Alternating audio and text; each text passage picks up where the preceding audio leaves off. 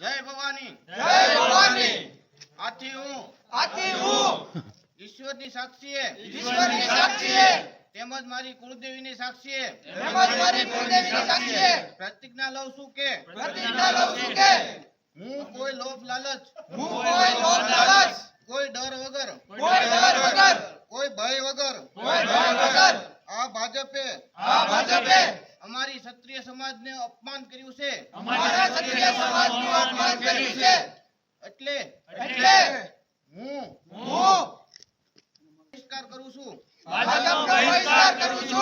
અને કોંગ્રેસને સમર્થન કરું છું